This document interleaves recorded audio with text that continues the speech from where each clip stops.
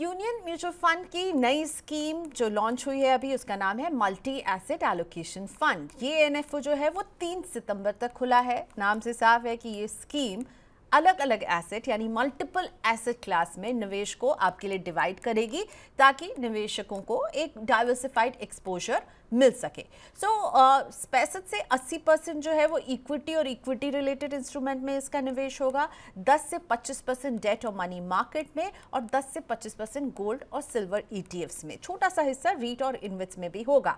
3 benchmark हैं जिनको ये फॉलो कर रहे होंगे। 65% जो है वो Nifty 50 TRI, 20% CRISIL short term bond index fund, plus 15% domestic price of gold. तो इनका जो लीफलेट है उसमें सबसे जो इम्पॉर्टेंट बात कहूँ या फिर जो बात मुझे अट्रैक्ट कर रही थी, जो शुरुआत में है, चूज मल्टी, क्योंकि मार्केट्स कभी भी मार सकते हैं पलटी। तो ये थीम है और इसको और ज़रा सा मैं एलैबोरेट करने के लिए कहूँगी। मेरे साथ यूनियन म्यूचुअल फंड के सीईओ मधु नायर जी बने हुए हैं। मिस्टर नायर, ये जो पूरा आपका जो स्कीम अभी लाने के पीछे क्या वजह है? आपको क्या लग रहा है, ये मार्केट कभी भी मार सकते हैं पलटी, इसीलिए चूज करें मल्टी?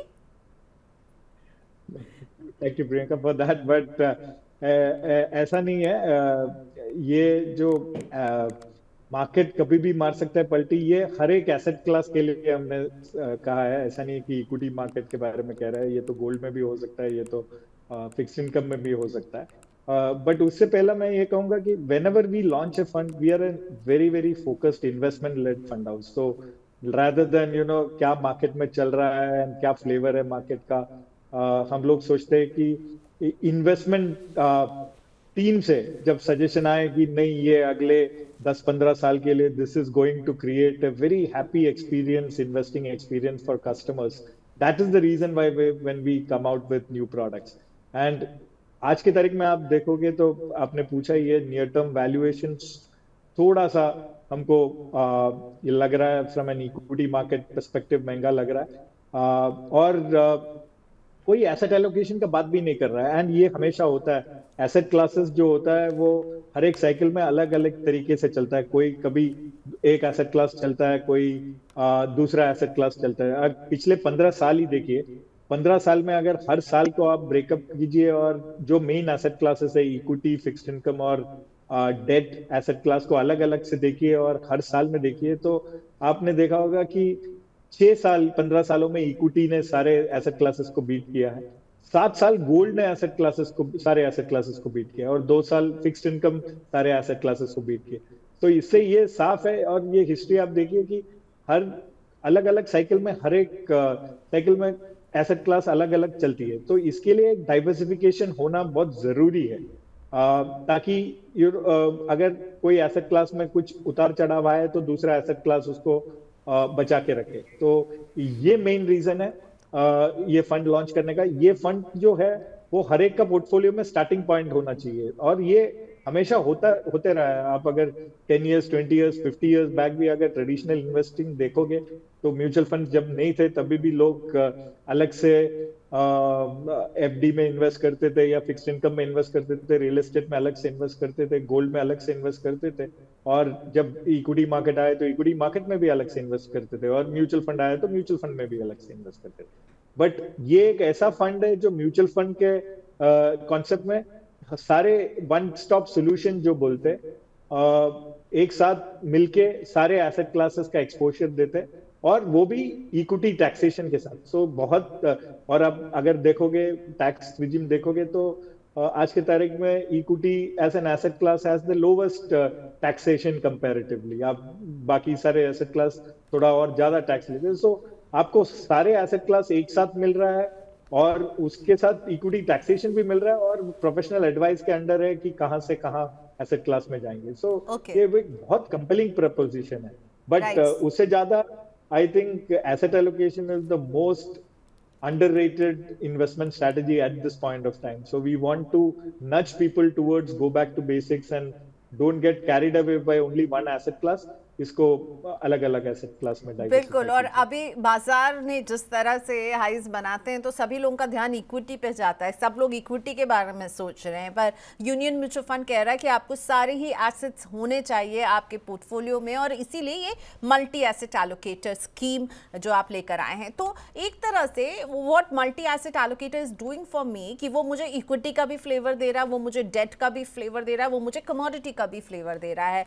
और क्या यही वजह कि ये मेरे डाउनसाइड रिस्क को कम कर पाएगा? इसको कैसे मैनेज करेंगे आप लोग? इसको कैसे इस एलोकेशन को कैसे आप चेंज करते रहेंगे और मेरे डाउनसाइड रिस्क को, मेरे से मेरा मतलब है एक रिटेल इन्वेस्टर की डाउनसाइड रिस्क को कैसे कम करेगी ये स्कीम? ये कॉम्बिनेशन हमने देखा जो हमारा प्रोडक्ट प्रेजेंटेशन में भी है, वॉलेटिलिटी को ऑलमोस्ट 50% तक नीचे लेके आता है। So that is what the main thing it does, this combination of asset classes between equity, gold और फिक्स्ड इनकम और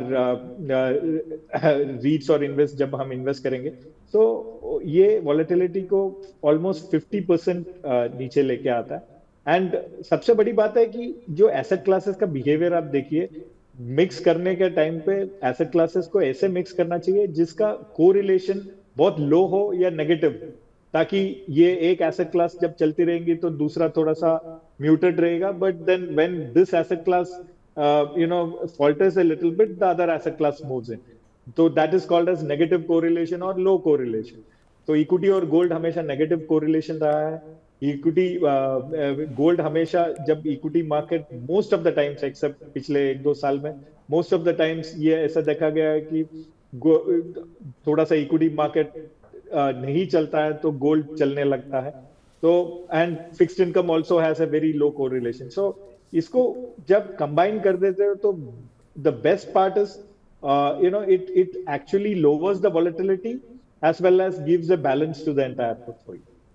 मिस्टर नायर, गोल्ड में हम अच्छी खासी रैली इस साल देख चुके हैं, और उसके बाद बजट में जिस तरह की खबरें आई उसके बाद हमने एक वहाँ पर एक टुवर्ड्स डाउनवर्ड ट्रेंड भी अब देखा। तो अभी इसमें निवेश करने का सही समय रहेगा, क्योंकि also there are lot of geopolitical news which is also having an impact on gold.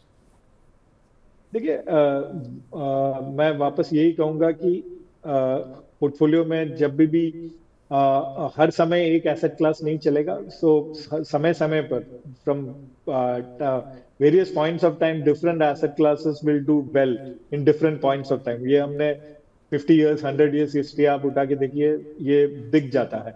और आपका बात एकदम सही है, गोल्ड में हमने लास्ट पिछले 1-2 साल में काफी रैली भी देखा, बट लॉन्ग टर्म अगर गोल्ड देखोगे तो gold is a good, and especially from an India perspective, an Indian investor perspective, gold is a good hedge against your currency, because gold हमेशा international prices पे starting point होता है, internationally set होता है, and then अगर रूपी depreciate होता है तो gold में, और Indians जब gold खरीदते हैं तो obviously वो जो appreciation है वो और extra रहता है। So it is always proved as a it is a hedge against your currency. And it has beaten inflation also. और अगर आप पिछले 15-20 साल देखोगे तो इक्विटी के बाद जो एसेट क्लास रिटर्न दिया है वो गोल्ड ही दिया है। ऑलमोस्ट आप 15 इयर्स हिस्ट्री देखोगे, 12% to 13% अगर equity as an asset class return दिया है तो फिर गोल्ड ऑलमोस्ट 10-10.5% रिटर्न दिया है। So it is a good asset class, and from a short to medium term perspective अगर आप कहो तो that is the main reason, but from a short to medium term perspective आप इसका demand और supply भी देखना बहुत जरूरी है। So गोल्ड एक ऐसा एसेट क्लास है जो स्कैरसिटी एसेट, बाकी सारे एसेट्स आप देखोगे कंपैरेटिवली गोल्ड है जो स्कैरसिटी एसेट, एंड उसका जो डिमांड जब बढ़ेगा थोड़ा सा एक्स्ट्रा वो एसेट क्लास ऊपर चला जाता है। तो जब जियोपॉलिटिकल टेंशंस होता है तभी गोल्ड की तरफ थोड़ा सा लोग चला जाता है।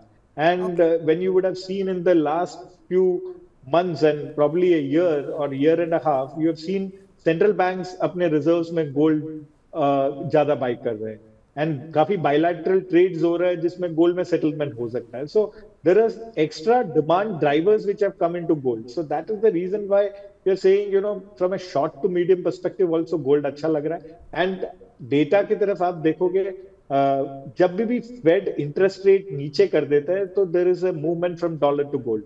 तो आप पिछले जब भी फेड ने इंटरेस्ट रेट कम किया है, हमारा प्रेजेंटेशन में भी डेटा अवेलेबल है, और अभी ऐसा लग रहा है from A overall perspective at any point of time we are at the peak of the interest rate cycle. At some point of time there is a We will good see that possibility cut. that Fed start, yeah. Yes. So that's another thing. But again, I'm reiterating, these are all secondary reasons of gold doing, maybe it is a good chance to do well in the short to medium term, but from a long term perspective it is a good hedge, low correlation against some of the other asset classes in the portfolio. Okay, so volatility को beat करने में multi asset allocator जो हैं वो अच्छा perform करते हैं, ये एक जो है बहुत ज़रूरी पॉइंट है इसमें, क्योंकि मेजर पोर्शन इक्विटी में रहेगा, इसीलिए इक्विटी टैक्सेशन का फ़ायदा मिलेगा एक इन्वेस्टर को।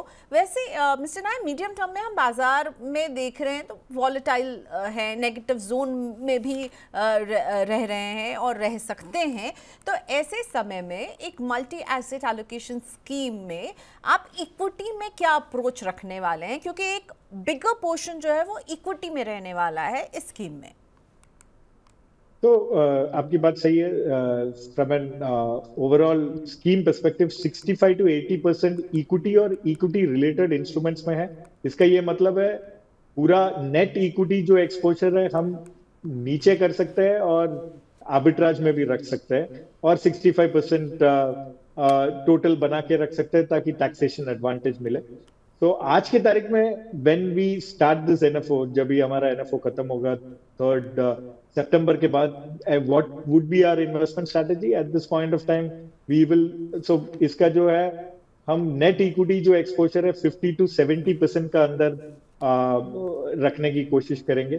सो we may start with 50% at this point of time and use the other 10-15% into arbitrage instruments, so that we get 65% exposure to equity and equity derivatives. And ये जो है हमारा in-house proprietary model है, जिसमें हम equity allocation कितना करना चाहिए at any point of time. हम एक और फंड उसमें चलाते हैं हाइब्रिड कैटेगरी में, balance advantage, which has done really well in the last 5 years. It has been able to protect when the market falls, and during the downside it has been able to protect the downside very well in the last 5 years.